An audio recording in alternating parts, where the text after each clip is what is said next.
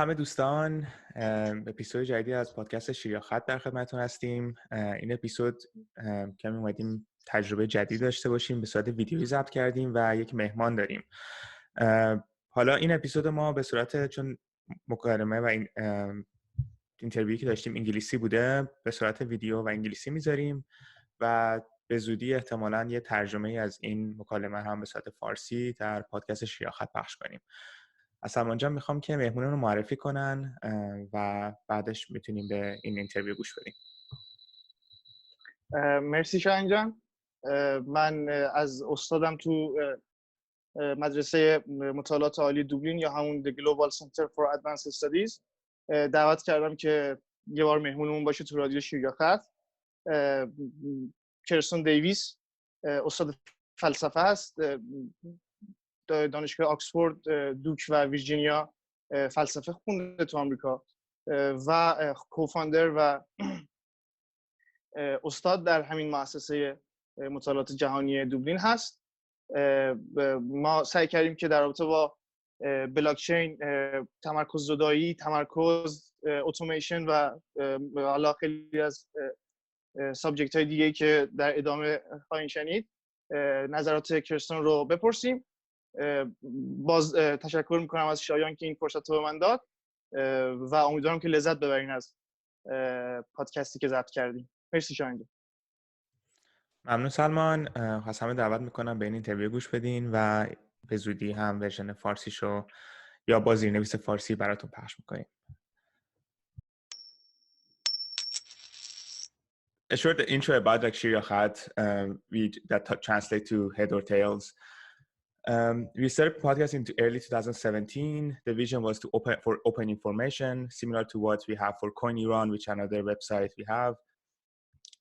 The goal is to remove the language barrier in order to allow the knowledge of blockchain, cryptocurrencies, and decentralization to be accessible to Farsi-speaking people. And we offer this global open platform to discuss related subjects. I'm really happy that after 3 years, it's still standing and we have more listeners than ever before, even more than the hype of the cryptocurrency prices, because you've seen all the audiences there. And I really like to welcome our guest, Professor Creston Davis, and I'll give the microphone to Salman for some introductory remarks. Thank you, Shayan. Welcome to Radio Shir Ya Khat. This is Salman, and we are here with Shayan, hosting Professor Creston Davis from the Global Center for Advanced Studies. First of all, let me introduce you our guest today. Professor Creston Davis studied philosophy in University of Virginia and Duke. He is the founder and the director of the Global Center for Advanced Studies and the chancellor and CEO of the Global Center for Advanced Studies College Dublin. Davis was promoted to associate professor at Rolling College and has published several books with the MIT Press, Columbia and Duke University Press. He is the curator and co-edits The Insurrections, Critical Studies in Religion, Politics and Culture series, which is an academic book series published by Columbia University Press. He currently researches future consciousness, sustainability, and advanced technologies. When you think of blockchain, it may seem so strange to imagine a philosopher like the figure of Aristotle or Plato sitting beside the fire day and night, thinking about protocols and rewards. But today we have a philosopher here talking about the blockchain. This is a great honor for me hosting you, Mr. Professor. Thank you for accepting my invitation. Well, it's a real honor to be part of what you are doing, the podcast. I really appreciate the invitation. Thank you, Salman. Salman, I should mention, for full disclosure, is a master's degree student at GCAS College, Dublin, who is studying philosophy and the blockchain. And so it's really nice to be here. And thank you so much for inviting me. It's a privilege. Thanks. Thank you. This is a great honor for me to be part of your wonderful praxis. let me start.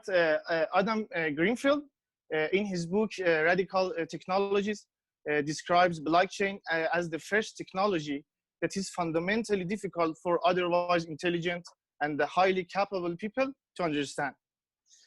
As all may know, Bitcoin was the first use case of blockchain technology. I, as many, suppose that Bitcoin is an expression of extreme technological libertarianism, the school of thought that you may call anarcho-capitalism or market anarchism. In this philosophy, you distrust the state in favor of individuals, or somehow we can call the sovereignty of individuals in free markets.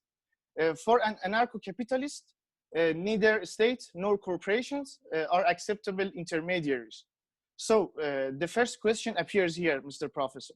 What is the problem with intermediaries and third parties? Well, great. It's a great question. And I think at this time in history, with these technologies coming to fruition, and by technologies, I mean decentralized ways of organizing ourselves, along with the World Wide Web, you do end up confronting new ways of thinking, new ways to interact with one another. And as a result, new possibilities emerge with these new technologies. And it's always been the case. It's nothing new under the sun. But what is especially interesting here is that when you look at the ways in which intermediaries function, oftentimes you have, whether it's in a ideological structure in capitalism or even in communism, you have these intermediaries. And another way to speak about them would be, a bureaucracy. And, of course, we all want quality. We want to be able to trust one another. But then again, we're highly intelligent individuals need to be able to make decisions on their own without undue influence from intermediaries, such as bureaucracies. And this slows things down, ultimately, the intermediaries. It slows things down. It also, in some respects, when you look at it from a bird's eye point of view, a lot of times in societies where you have really smart people, a few, 1-2% of the population becomes like genius level thinkers, innovators, but not all, of course, genius level thinkers or innovators are courageous. So that even narrows the percentage even more. Bold thinkers who are creative thinkers, but also need to have courage to do what they think is right. And a lot of times you have these intermediaries preventing these geniuses with courage to interact and to implement new technologies or new ways of doing things. And in the end, it's a conformist structure. It arrests creativity. It makes the creative minds shrink and or go into non-existent modes. And as a result, intermediaries have really, I think, been part of a major problem with advancing new technologies, new ways of thinking, new consciousness, new levels of interactions. So for me, although intermediaries can be healthy and good in minimal levels, like namely making sure fraud doesn't happen, but unfortunately, the state apparatus is such a monstrous structure. So what Asimov once said in one of his novels, I can't remember which, the great science sci-fi writer, he wrote, his plot structure was humans have developed this machine that's so complicated, they forgot where the on-off switch was. And I think this is apropos to intermediaries where it's so complex, it's for anything new to happen, it immediately is stifled by the tyranny of bureaucracy. And, when you look at the state apparatus siding decisively with centralized entities, institutions like banks, the Federal Reserve, or like big corporations, like, for example, say Amazon, or Apple or Google, you have the state apparatus, side with them over against what's good for society, what's good for innovation, and what's going to advance us beyond some vexing problems that humanity faces. And when the state apparatus decisively sides with the corporate structure, bailing banks out, for example, bailing corporations out, for example, what this does is it puts even more of a burden on the individual in that society across the horizon of society as a whole. And as a result, it undermines and destabilizes new modes of creativity. And again, when that happens, new decentralized formations should be constructed in a way that can advance us beyond the state apparatus. Thank you. Shayan, would you please come into the conversation? Thank you. That was a really interesting. I have to sit through and listen to that again to digest. So one thing you mentioned right before we start recording was about the measures France is taking for the COVID-19 and stuff. I want to link this conversation to the recent events a bit.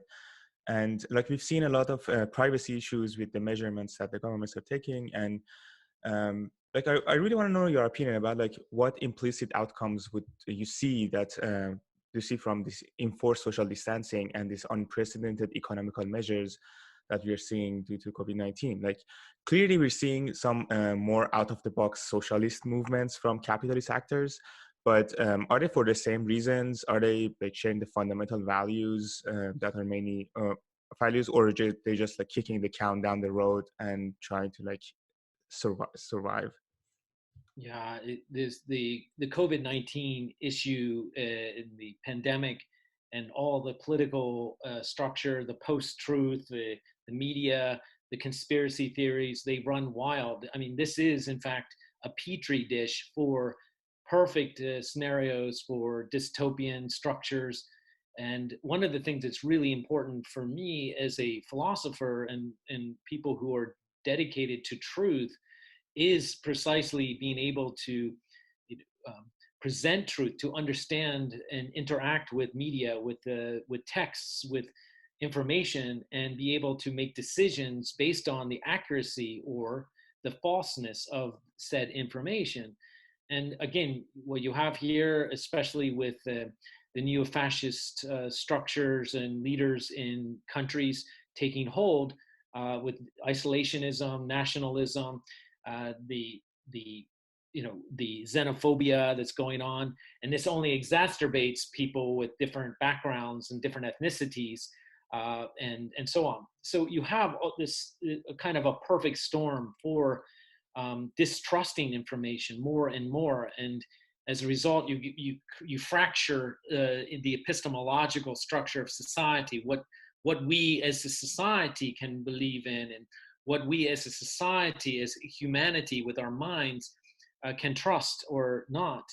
And this can only play in the power of those who have access to that power.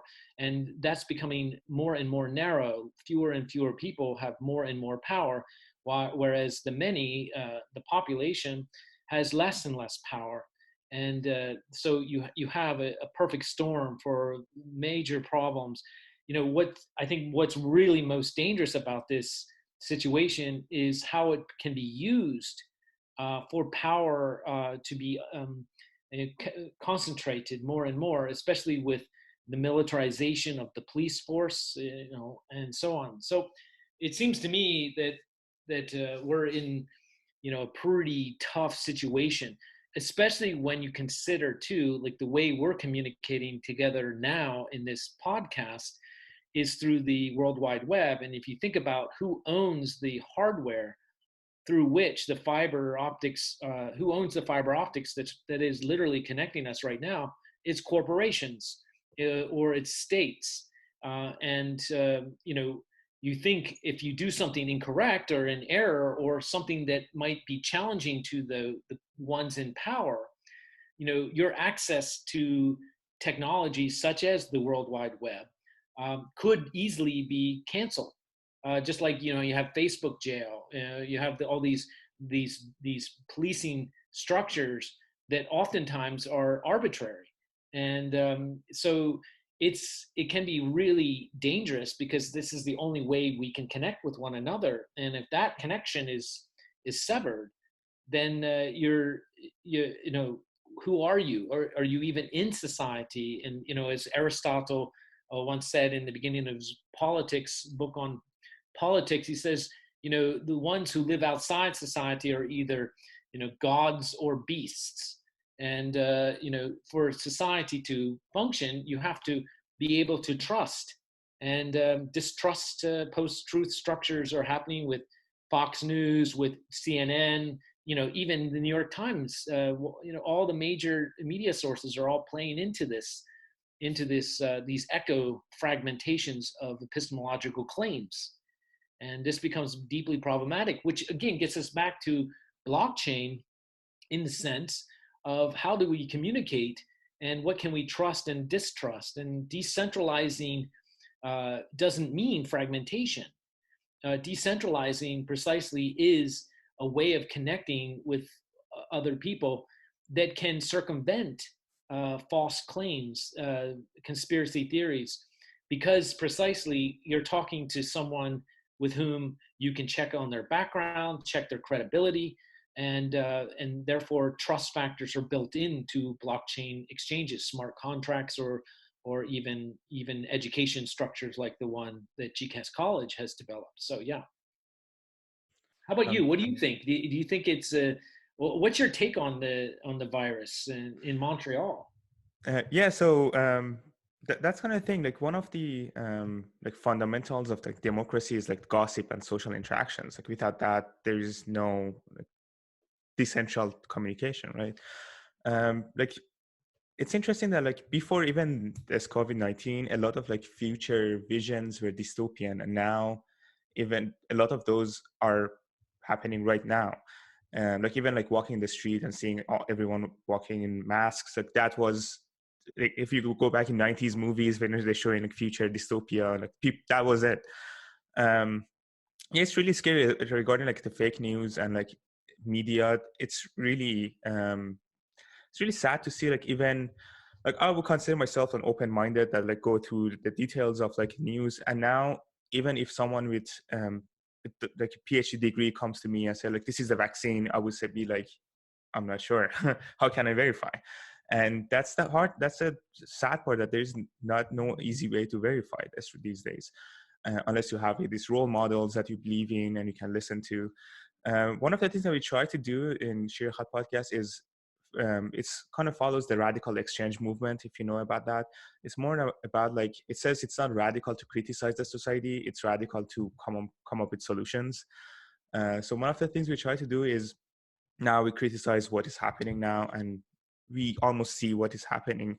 But as for solutions, to be honest, I'm not sure what the solution is. One thing that we're trying to do is put everything out there, put information out there, point out to scams, fraud, say these are the things, not necessarily name them, just teach people how to identify them. But regarding the news and where to get the news, not to consider like investment and cryptocurrencies, that's a whole different world. Just like truth, I'm not sure these days what can be done.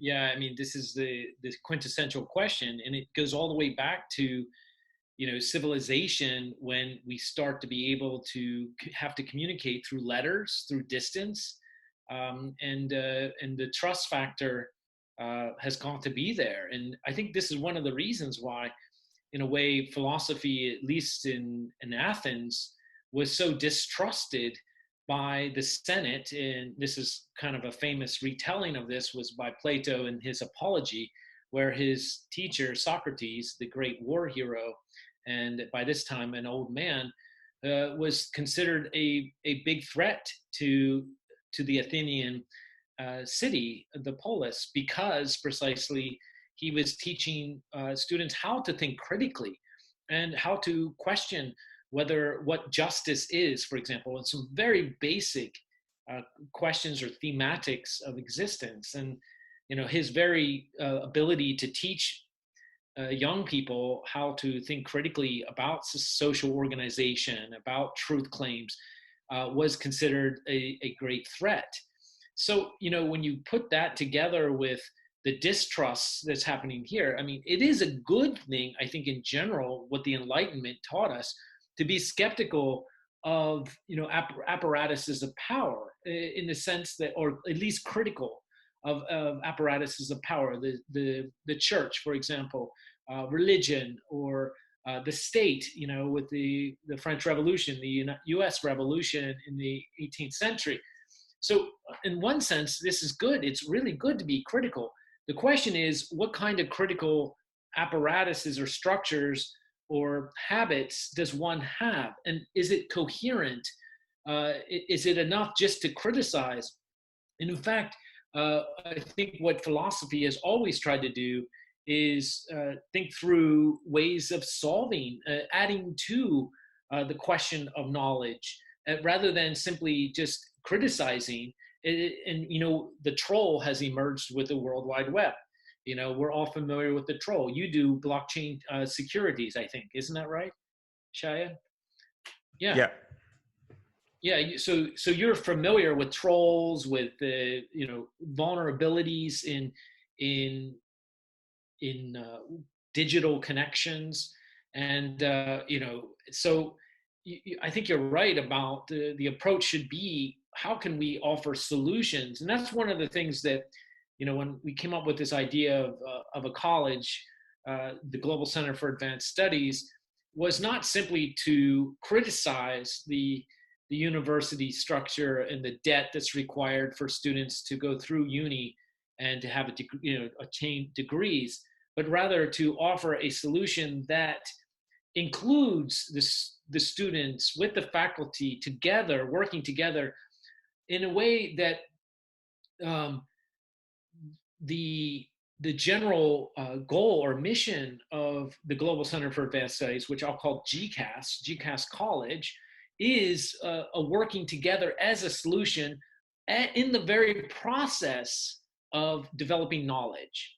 So the end of knowledge isn't simply enlightenment for an individual, although it can be that can be an outcome. But here in the structure that we put together in GCAS, the end goal is solidarity with each other and offering a platform through which new innovations can continually be developed. And so it's not simply, oh, it's me with my degree, but rather it's us with new ways of communicating, new ways of developing the human consciousness and solutions. Yeah, that's great. I'll give the microphone to Salman too, because I know he was excited about asking questions. Thank you, Shayan. Thank you, Mr. Professor. It is always great to know what the situation we live.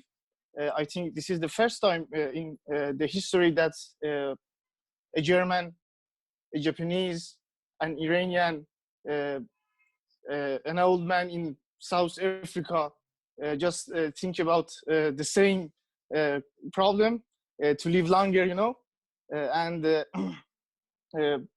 Yes, we have climate change, global warming, but they refer, I think, to the future. I think this is the first time, and this is great to think about it. Back to intermediaries and our main topics. Bank and financial institutions work as intermediaries in financial capitalism. We are familiar with the idea of exploitation by Marx. You, as a proletariat, work hard and spend less to make some surplus value. You work hard for money, or as Marx said, you were exploited for it, in the sense that you get less than you should. Then you put this surplus value in banks and institutions. Thanks to fractional reserve banking, you get exploited again here. First, it was your labor. Now it is your money. Am I doing well, Mr. Professor? Are they, I mean, financial intermediaries, a secondary exploiter of human labor? Yeah, I mean, when you look at the shift of how capitalism, and you were quoting Marx there with your intervention of his volume 1 of Capital, about the exploitation of the laborer, and you just give the laborer just enough to keep reproducing themselves, but no more, so they can't grow as individuals. They can't develop new possibilities, new real estate, new different ways of living their life. They're dependent on the owners of the factories, and therefore are enslaved. And I think when you look at the stretch of late capitalism and into neoliberal structures where things are more and more financialized, then you do have major corruptions that start to take place in ways that attempt to enslave the consumer, right? So first, you train the consumer to want and buy more and more and more, and then this becomes a habit. To buy more, you need to go into debt. So you create the debt margin in the 70s with the credit card, and then over time you spin the consumer into a web of indebtitude that is financial.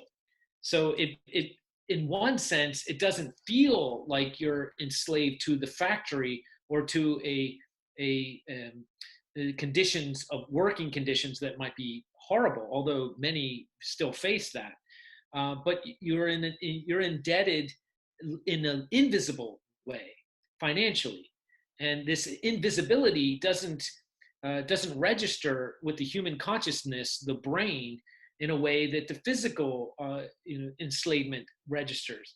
And yet the dangers are surmounting. If you look at different court cases that have emerged in recent times where people are going to jail for debt, and this can over time be used as a leverage to target specific individuals in society, and it just gives the means of power in an imbalanced way towards those who are in power to be able to leverage that power in more and more ways. So yeah, I agree that the financial indebtitude is very much real. Yes. And I think banking loans always goes to some people that they don't really need it. I wish everyone read the article wrote by a great British writer, Bernard Russell, in the praise of idleness, if you read. But back to the concept, the fact that you can still look for emancipation of human subject within the market. I mean, by you, those anarcho-capitalists who is still looking for salvation or emancipation of human subject within the market, maybe itself at the center of philosophical debates. What do you think, Mr. Professor? Can we look for salvation within the markets? I mean, one of the things that the market does is it can, if it was really a free and open market, it can isolate and identify those who are really hard workers, who are clever, who come up with new ways of doing and solving certain situations, and in a way that, say, a communism could never do, because of it would be a threat to the central committee, the centralization. So yeah, I mean, I think that there can be ways that you can understand markets to work in beneficial terms, but too often those terms are hijacked by the few. And so in the name of the ideology of the free market, free and open, unregulated market, it's really a code word for those who are in power, and there are just a few, should be able to continue increasing their power. And that's precisely what we've seen since since neoliberalism began in the 70s, is you have this privatization of public assets, and it's controlled more and more by fewer and fewer people.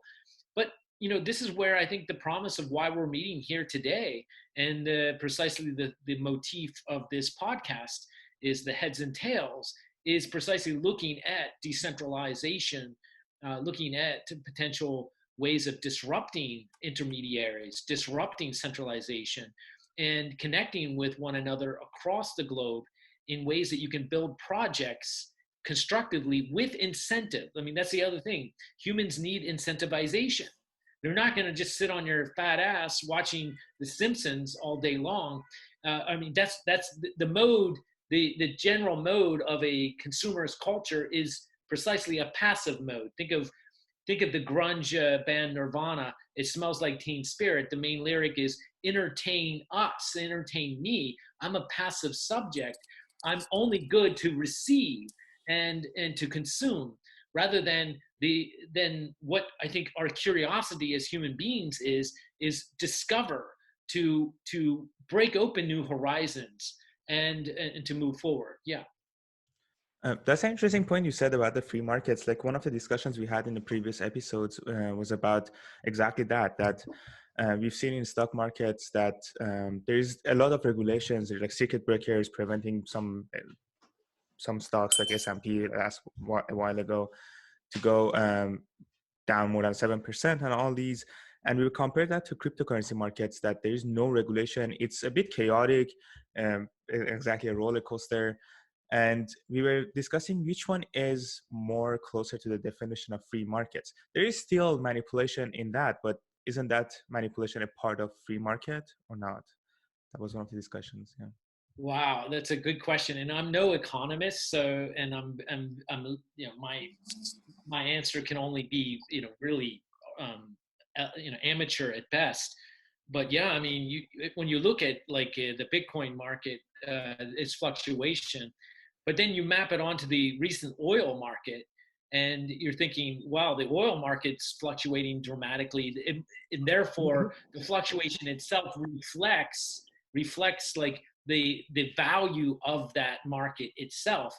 And in fact, I think one could argue that the more fluctuation a market has, its potential value, I think, can be seen as enhanced in some way. Okay, sure, you can't predict it, but isn't that precisely what interesting markets do? It's the roll of the dice. It's the whole thing of risk. And this, you hear the capitalist ideologies or the ideologue talking about, yeah, we need risk, and rather than the government backing us all up. But look what's happened with the government constantly bailing out the banks, constantly bailing out the corporate world.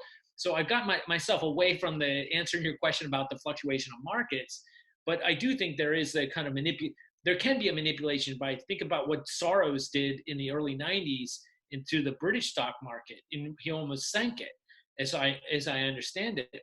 So there are actors who can manipulate things, like the Republican congressman who pulled out of their investments a couple of days before the markets fell, and having some inside information, but so I think you're always going to have manipulation. And I guess always the question is going to constantly be, to what degree can you have a certain form of regulation that allows for the maximization of risk, the maximization of profits, of gain, but without it being deregulated, in which case it becomes mafia. It becomes just 3 or 4 actors at the end can manipulate massively. So where is the balance between regulating things and the pure, free, unregulated, manipulative, mafioso market? Yeah, exactly. Like one of the examples is like short selling, that it's not possible for most people to do, and short selling is basically going against a stock or some investment, and you have to like have some degree of like credibility or like investment portfolio to be able to do that, and that goes against the free market. Absolutely. Another example or anecdote to that effect is, it used to be the case when you started a startup, only people who could invest in it, because it's not a public, it's not an IPO, it's a private company, and the only people who could really invest were accredited investors. Now that's since been relaxed recently in the past couple of years, where you can have people who Joe, any average guy invest in a company that's not your friend or family. Okay, again, you have possibilities of scams and frauds. They always will exist. But at the same time, having the ability to crowdfund a startup is also, I think, a really good move forward.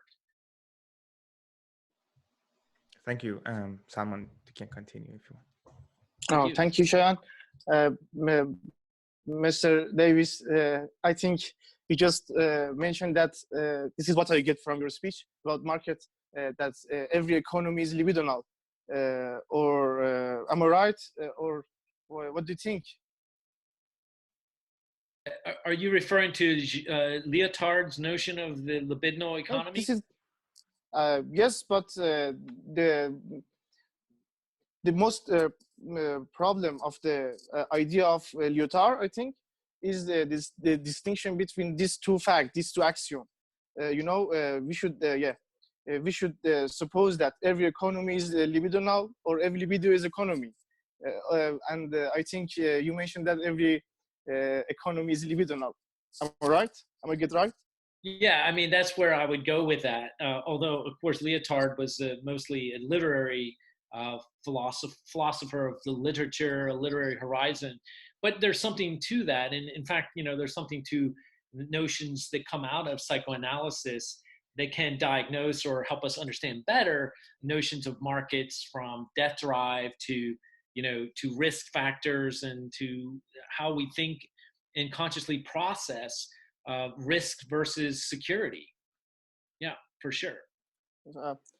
I know that you're interested in psychoanalysis, and you're a professional philosopher in psychoanalysis, and this is the most interesting part of this conversation. This would be, I think, but excuse me, I should back to my imagining the end of both nation states and corporations is even, I think, harder than imagining the end of capitalism itself. This would be the other side, or the dark side, of the blockchain technology.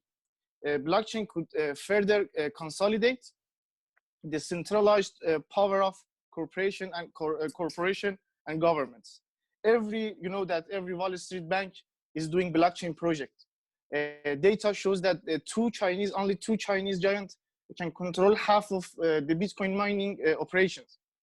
Also, smart contracts, which are among the best use cases of blockchain technologies.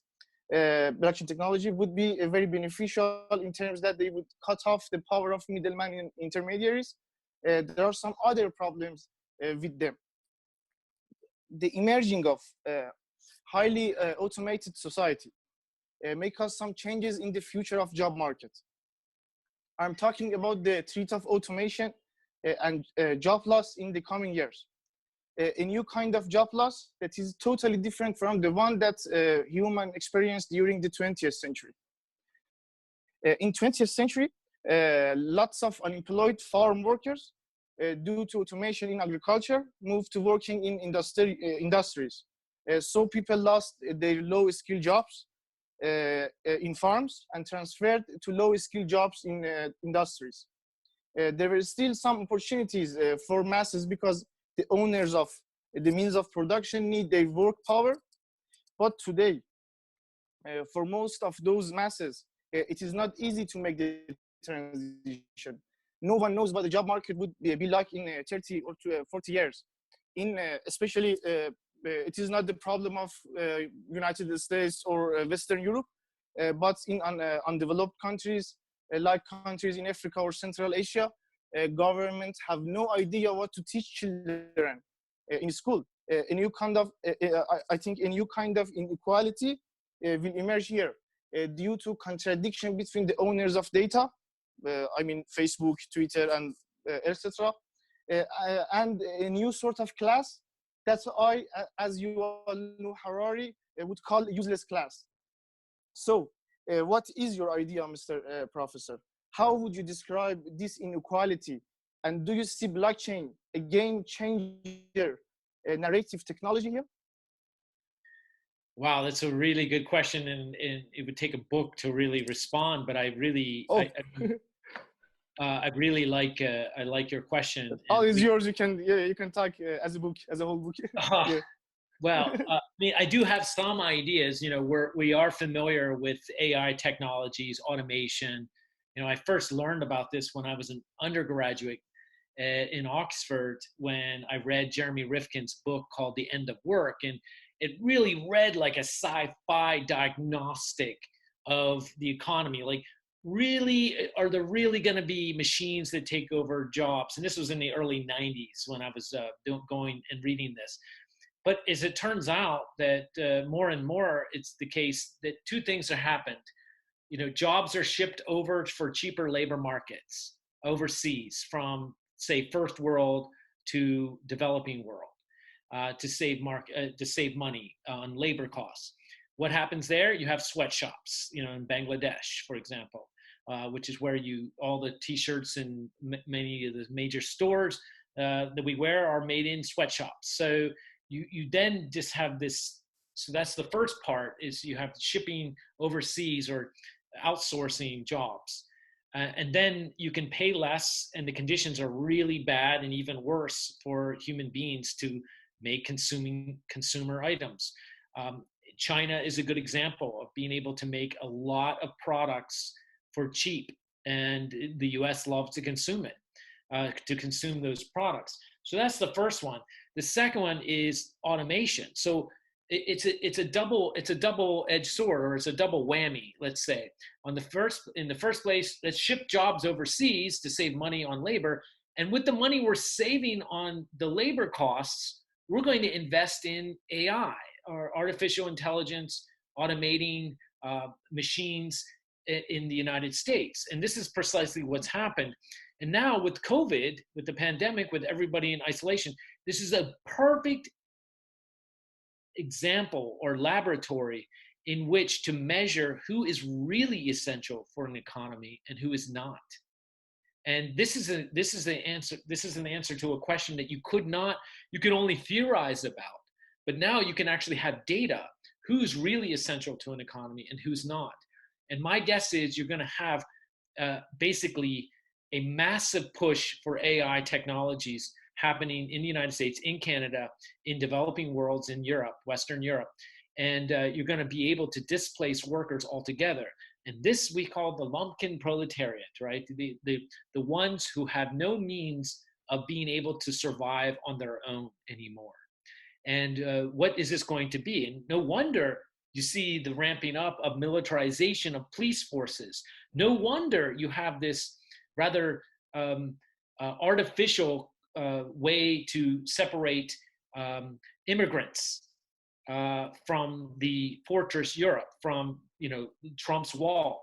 And this, when you put these logics together, that double whammy, outsourcing AI, and you have massive unemployment with walls going up and the militarization of the police and the state apparatus, it doesn't look very rosy. It looks really ominous. And so my answer to this, because we can't just sit around twiddling our thumbs or entertaining ourselves by talking about how dystopian everything is, which becomes a certain kind of enjoyment, a pleasure in basking in our demise as a civilization. So my answer was, let's develop a college that is also a venture firm that can create jobs for people while they do their degrees, while they finish their degrees, and you create a federation of individuals across the planet who are able to trust each other and can therefore develop new and interesting ways of making things, making society at the level of a virtual and actual axis point or vortex. And so rather than just sitting on my ass or retiring as a professor, which I certainly could have done, I decided let's try to strategize here, knowing what's really happening. So that's my contribution, along with the others in GCAS, including you, Salman. That's what we're doing. We're developing those platforms. So yeah, and our cryptocurrency, as you know, it's very different than the Bitcoin cryptocurrency. You can earn cryptocurrency from within the developing community, the college, and then be able to start paying for books and classes, but also eventually with our store launching in e-commerce, you're going to be able to pay for food, for other supplies, smartphones, computers, whatever.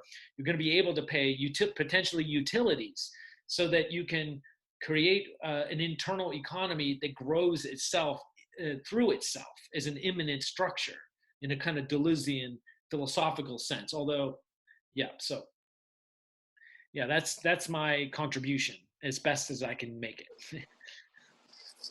As you mentioned, Deleuze, I want to say that can we call universities meta-narratives that, for example, GCAS or other new kind of institutions should go against this kind of, as a postmodernistic act, go against these meta-narratives?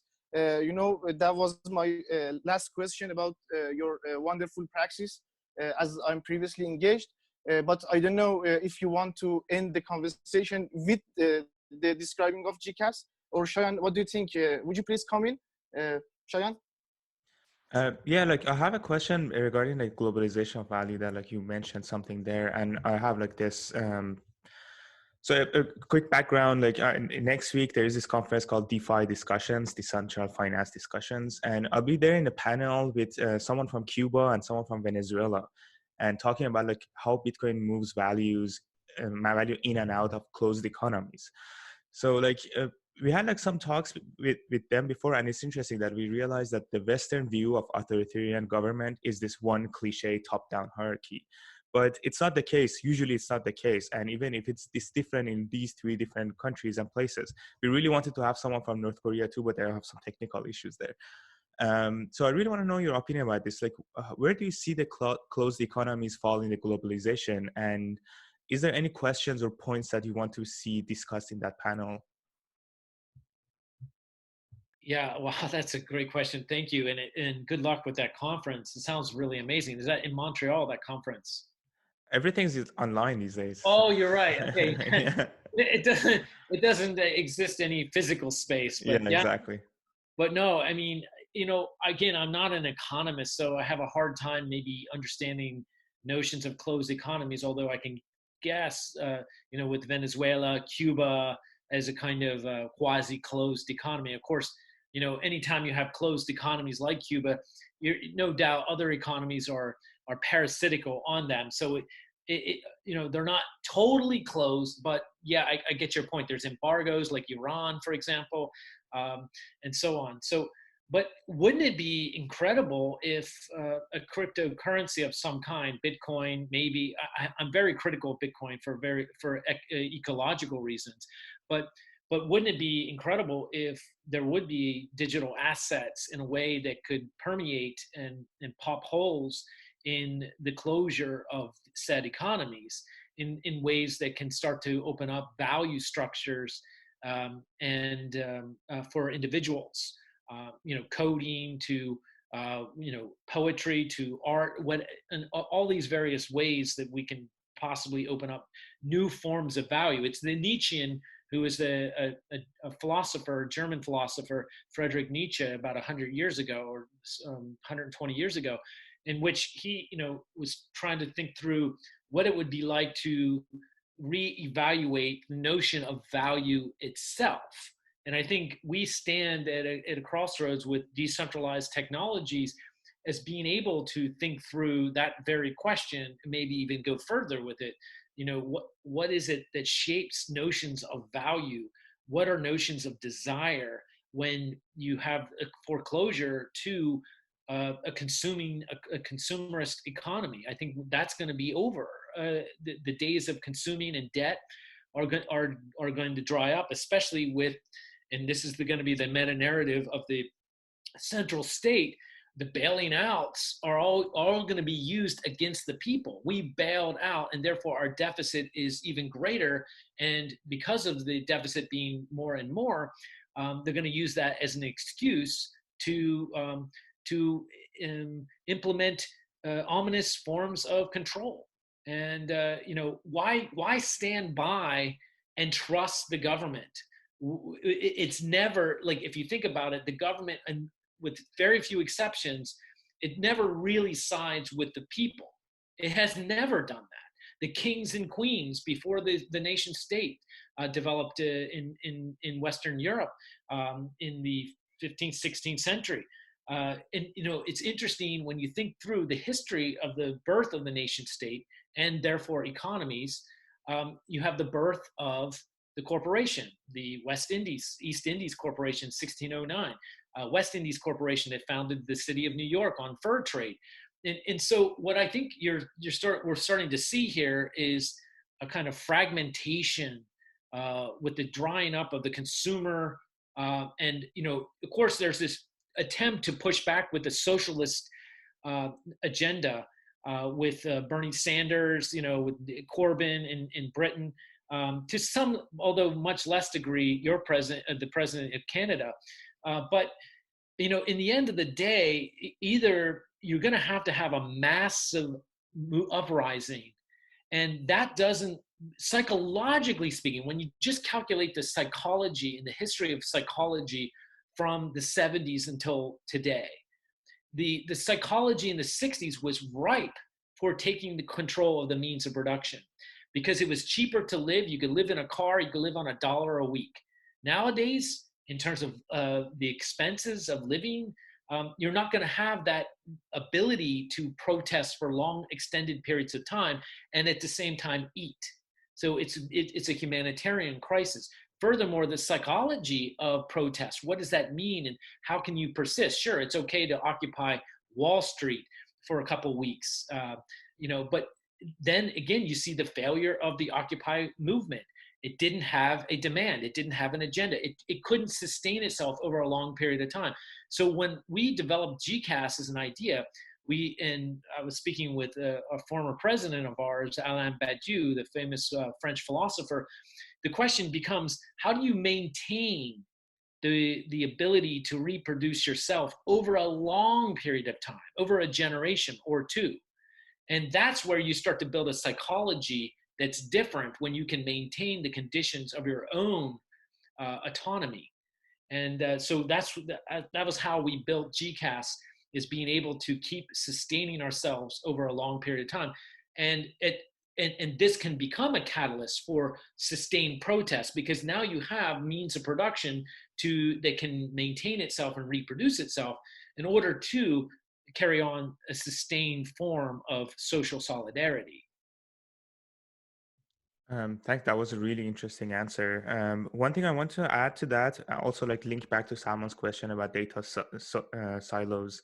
One thing that we notice is like necessarily these closed economies, because of sanctions, they're not all just monetary values. You could see like information as a source of value.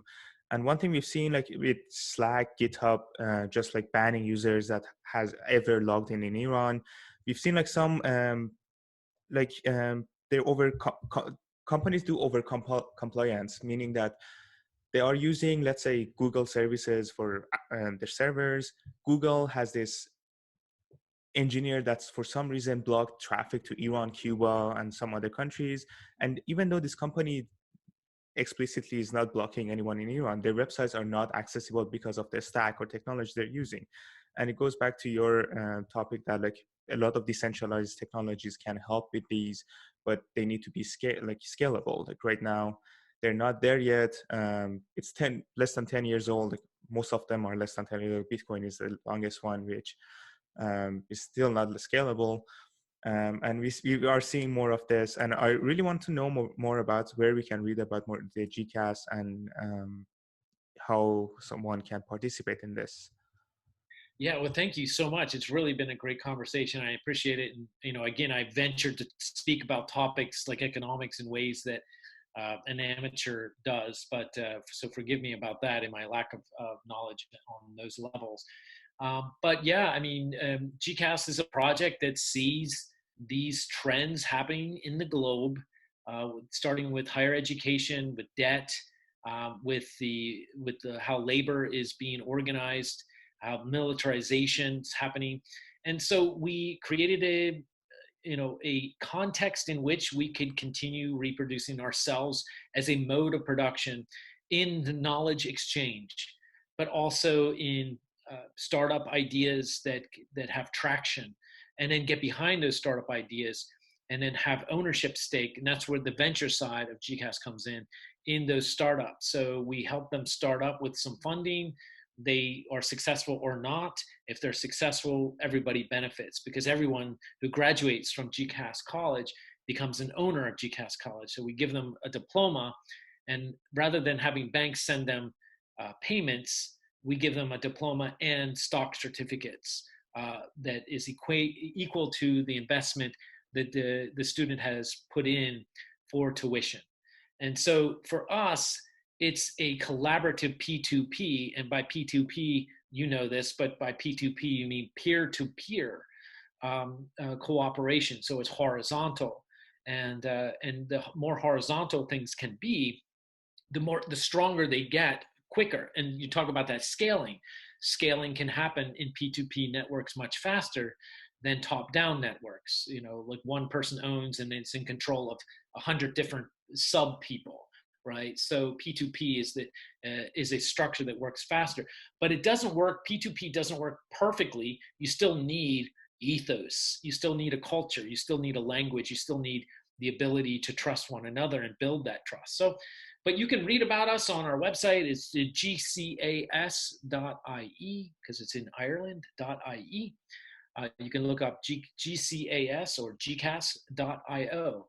And we have different nodes, 8 nodes around the world. We're about to launch another one in Asia here shortly. And, sort of being able to decentralize education and grow knowledge platforms. And therefore, getting back to the notion of value, the reevaluation of value. Think about all the time we have on our hands. When we like something on Facebook, you're not getting assets for that. And we're developing new ways to, let's say, give assets for time that you would spend doing various things, liking things, and sharing information. So let's see how it goes. So far, so good. We have a fintech, a Finnish investor who's on board with us, and he's. So we're doing really well, and I really appreciate the time and the interest. And if anybody's interested in taking classes and doing a degree with us, by all means, check us out. Thanks. I really appreciate everyone's time here, especially Professor Creston Davis. It was a fascinating discussion, and I hope that we can have another session in the near future to get more in depth of these subjects, because we touched some of the aspects and we can just dissect the economy together here. Thank you, and stay safe and 2 meters apart. Yeah, no kidding, right? Thank you so much. It's really a pleasure to meet you. good luck in Montreal, and Salman in Iran. It's a real pleasure to get to know you and to work with you on an intellectual level. Thank you. Thank you.